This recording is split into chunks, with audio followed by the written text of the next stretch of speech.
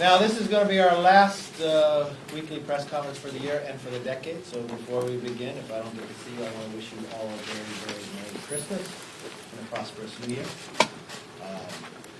Being our last press conference, I guess we're going to start just where we started with our first one about a year, talking about impeachment. You watched what transformed last night on this floor. It's something that we've said all the time. The weakest, the thinnest, the fastest impeachment in U.S. history. Schumer even admitted, trying to ask for more witnesses, that what happened on this floor over here was wrong. Now we have the own Speaker of the House who is so embarrassed, she admits the failure of his impeachment that she will not even send it to the Senate. So embarrassed that I watched in her press conference, she wouldn't even take your question. That is not a good legacy to have. She's admitting defeat by not sending it. By refusing to send the impeachment over, she knows this outcome is not good. She knows the facts are not there. There's no basis for it. At the end of the day, the American public needs to be done. So with that, let me open it up for questions. Yes? Do you worry about your legacy, defending a man who suggested last night that John Dinger might be in hell, attacked a 16-year-old girl last week, said she had anger management problems? Is it difficult to defend a man who talks like this? The question to me is, am I worried about my legacy? No. Am I worried about my legacy of standing up for the Constitution? That it is not impeachable what the President did. The question before me as a member of Congress, is that impeachable? Even, which I would consider probably the most respected constitutional scholar, someone who's not a Republican, a Democrat, Jonathan Turley even said, the only abuse that was moving forward was the Democrats. That there was no bribery, there was no obstruction, and that's the job that I have. Will I be embarrassed the fact that I just served for a year in Congress, and the record of this Congress is more subpoenas than laws? I'm embarrassed that this is the Congress that did that. I'm embarrassed that this Congress promised to be different, and they haven't. I'm embarrassed that this Congress designed their entire time, from selecting of the committee chairs, from the freshmen on their first day, to Adam Schiff, with only one goal of impeaching the president. When they moved to that impeachment, going against everything and every fear that Alexander Hamilton had, that the animosities would be so great, that they'd use their own political raw power to do something different, and they did it, and now they're so embarrassed that they wouldn't send it over to the Senate. Yeah, I'm embarrassed about that.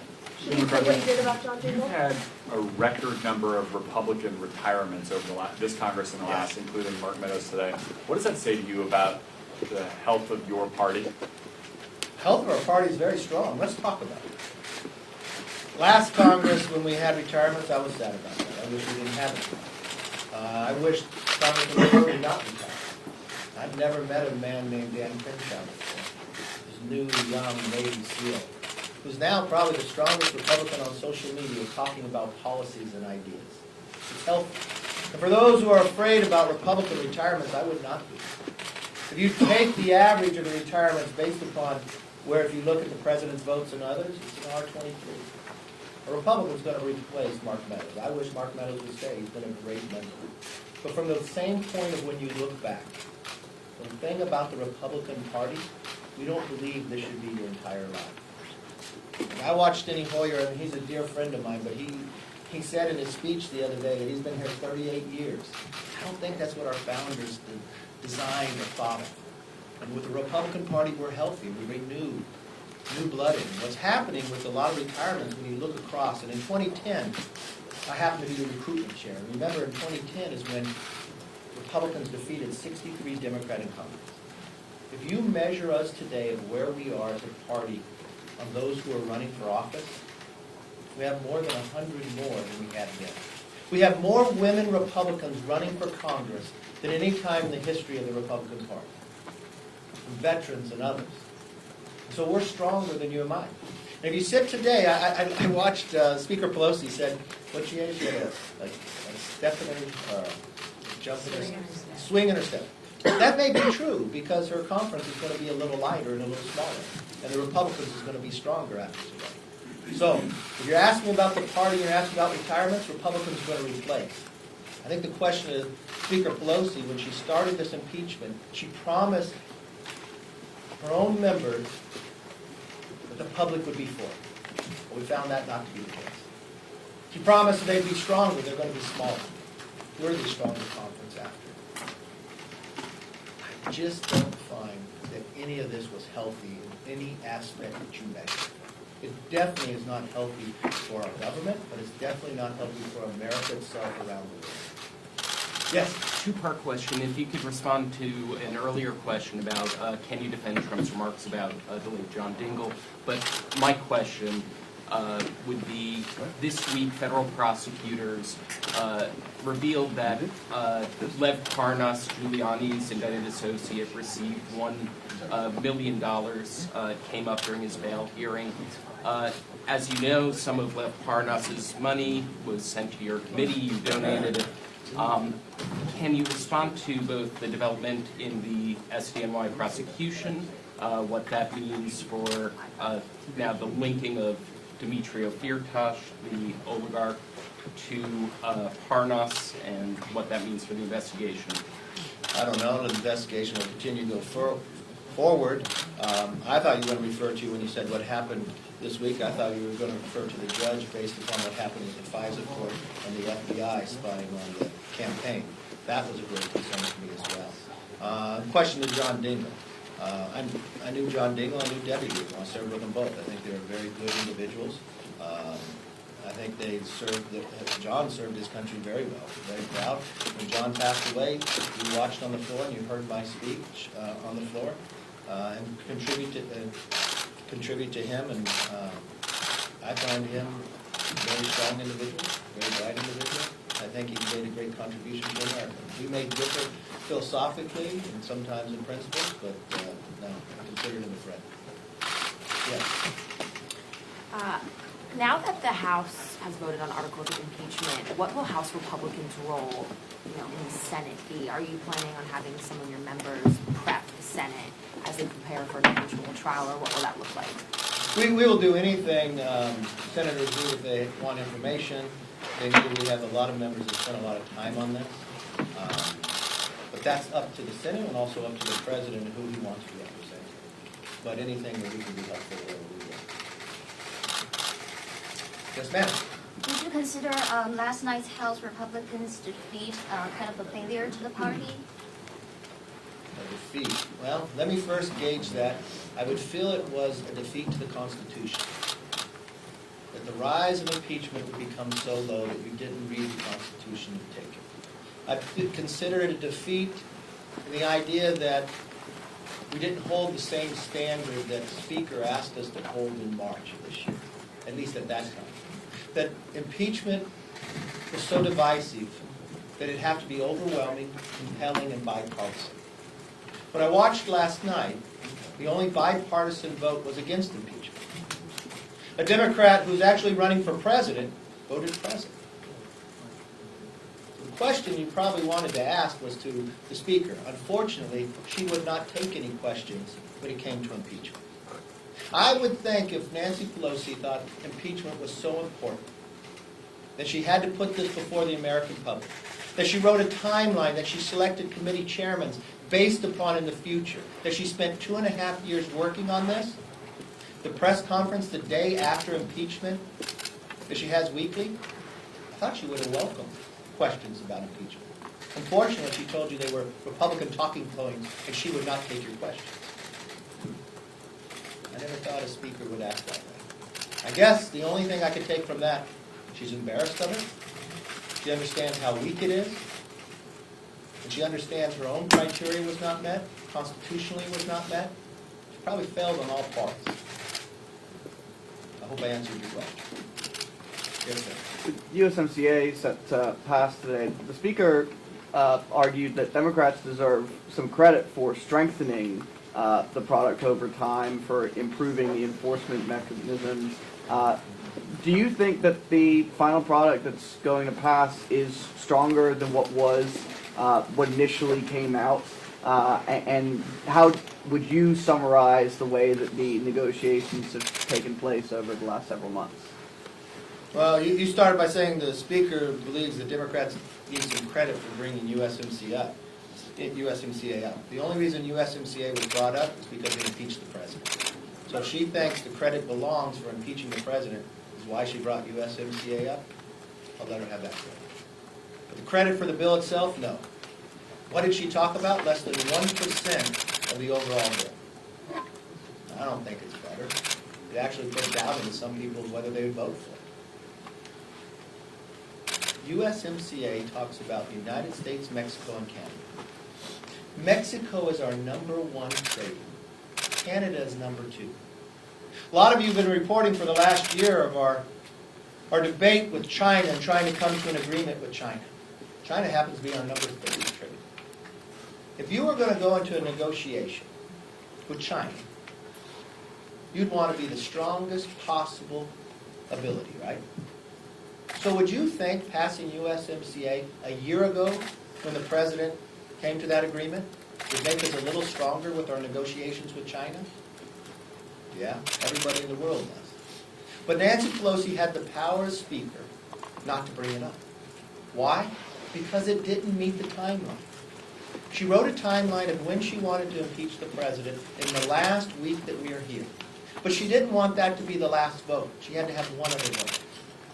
So she held USMCA up, which only made our negotiations with China put us in a weaker position. So we got our first phase of agreement with China. We probably could have gotten it all if we were stronger with our first and second traders. So I don't know what credit she wants to take, because she only harmed us by holding it. She wants to try to spin it in some manner. If you're only negotiating 1% of the bill, I don't know how much credit you can take. America will be stronger because of USMCA. Presidents before have promised they would renegotiate this after 25 years. But only one president was able to accomplish it, President Trump. If you want to take, okay, let's look at the floor and let's see who should get the credit. Well, I took and I looked at every time the USMCA was brought up on the floor in the last year. You now know what the percentages are? 91% of the time that USMCA was brought up to bring up to a bill and talked about was from the Republican side of the aisle. 9% from the Democrats. So I think history will tell who gets the credit. I'm just very proud of our members for never giving up, for continuing to put pressure. But the greatest pressure that finally changed the Speaker's mind was the impeachment, because she did not want to go home with that being the final vote. She's so embarrassed by it, she won't even send the papers over. She's so embarrassed by that, she won't even take your questions. Why will she release the papers? I never thought I'd see a Speaker take that position, but I guess that's where we live today. I never thought we'd see a House doing the things that Alexander Hamilton feared the most. Yes? Have you spoken any more to Congressman Jeff Van Drew about him moving over to the Republican Party? And how do you feel about, welcoming a new member whose record doesn't exactly line up with Republicans? Republicans are very big tent. We're excited to have Jeff Van Drew. We welcome anybody who believes this new Democrat Socialist Party has left him behind. If you want to say what's welcoming, why is he leaving the Democratic Party? There's many times in the past that members from either side of the aisle have left their party to go to the other. But I can't remember a time that somebody left from a majority party to join the minority party. So that question that you raised to me, and the premise of it, really should be asked to the Democrats. How can you be excited if you started this whole process thinking the outcome would be better, and your own conference got smaller because of it? It showed the differences. It shows you're not ready. It also shows you cannot have a difference of opinion.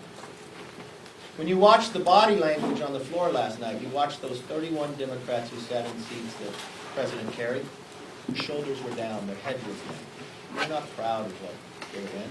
It was almost like the pressure was too great for them. They felt the pressure inside the chambers from their own conference greater than the pressure of the constituents back home of who they said they would listen to. They've watched it inside their town halls and others. Many of them promised before they even got here that they would not vote for Nancy Pelosi for Speaker. They broke that promise right away. Because that promise of those 2.5 years to impeach the president was too big. Many of them would say that they did not want to impeach the president. That's not why they came here. The chairman of the committee of impeachment, judiciary, was selected based upon that fact. The congressman they selected to represent the 2 articles of impeachment inside the Rules Committee 2 days before the president was inaugurated, said he was going to impeach the president. The freshmen who now pretty much control the floor for the Democratic side, who gave him the majority, on the day of being sworn in, a few hours later, said they wanted to impeach the mother. So, I guess that much of pressure outweighed to these 31s their own constituents. But the difference is 11 months from now, the constituents will have a voice. For all the frustration I see, this is still the greatest form of government. Because the people have the power. This impeachment vote yesterday was sandwiched in between 2 pretty bipartisan major votes this week: the spending bill, which had both bipartisan opposition and bipartisan support, and USMCA today. The Democrats say that shows that what they have said all along, that they can walk and chew gum at the same time, that they can hold the president accountable while also legislating. Do you think that it shows that there can be some bipartisan cooperation despite all of what has been hanging over Congress over the last several months? There could be a lot of bipartisan support, but let's just take your question. We had bipartisan bills on the floor. A spending bill. When was a spending bill due? How many times did you have to do a continuing resolution before the pressure of Christmas coming, before the pressure of the troops not getting their pay raise? I don't think that's bipartisan. I think that's a failure in their job. Bipartisan. You become a new majority. You promise that you'll be different. They never passed the budget. Bipartisanship. We started at the very beginning, concerned about prescription drugs. So we had 3 bills that would lower the price of drugs, come out of energy and commerce, with every Republican and every Democrat voting for it. But there was one person that had the power to change the bill, not in committee, but surely by herself, the Speaker. She changed the bill before it came to the floor to make sure it wasn't bipartisan, to make sure it could not become law. USMCA, you say, is going to be bipartisan. It will. We've waited 1 year for it to come to the floor. Why? Why would they put them all this week? It's interesting, you even used the word sandwich. Could it be they had a timeline? Could it be that they waited for the impeachment? Could it be that they could not have the votes for USMCA unless they promised to impeach the president? Could it be those who sit in the districts that President Trump carried that wanted USMCA had to pledge a vote for impeachment to get USMCA done? I don't know. That would be a question for the Speaker, but I guess she doesn't take your questions on certain subjects. It's only the ones that she wants to talk about. It's interesting for an elected official to have that answer. Does the decision to not hand over the articles to the Senate right away, does that have any precedent, or does it raise any constitutional questions to you? I don't think she has the constitutionality to keep them.